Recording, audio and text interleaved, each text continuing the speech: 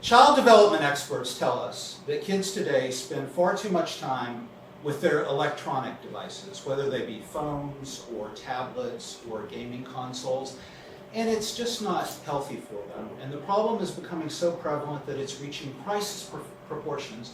And what kids really need to do, this is all still the same sentence, what kids really need to do is get off of these things and get outside and interact with their peers face to face and learn social skills and play and run around and get healthy and strong and soak up some vitamin D from the sun, period. I don't know how much of a crisis this is, or if it's actually a crisis at all. I don't know anything about child development, thank God. So I can't speak to what kind of studies these experts might have done, or what their research methodologies are, or how they might have arrived at their conclusions. The only thing that I can tell you for sure about these experts is that they don't have to actually live next door to the little fuckers. You know how you might say dismissively of someone who's never walked a mile in your shoes that they live in an ivory tower? These people, these researchers, live in a medieval-style castle. And the castle is surrounded by a moat. And the drawbridge is always up, and the moat is filled with child-eating crocodiles. Best kind of crocodiles.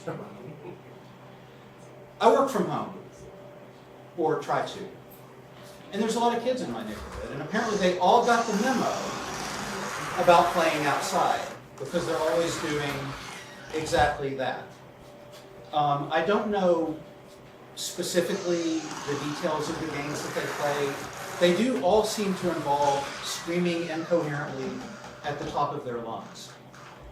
I would love to have one of these child development experts come over to my house and try to get some work done at the very moment that these kids start playing pin the tail on my last fucking nerve. Maybe they wouldn't have a problem with it. Maybe their reaction would be, that's not my reaction. My reaction is, hey! Can't any of your broke-ass parents afford a PlayStation? Hell no, go halvesies! Or three-quartersies.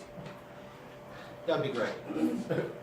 A gaming console for all these kids. Yes, the kids, I'm sure, would still be making noise, but they'd be inside. And I don't know if you've ever noticed this, but walls are great at absorbing sound. And let's be honest, would it really be the worst thing in the world for these kids to be playing video games all day long?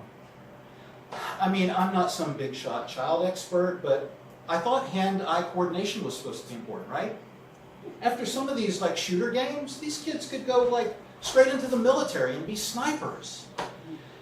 And interacting with their peers, they can still interact with peers on the other side of the world. Learn about other cultures or whatever. Also, what is so great about sunlight? You ever heard of skin cancer?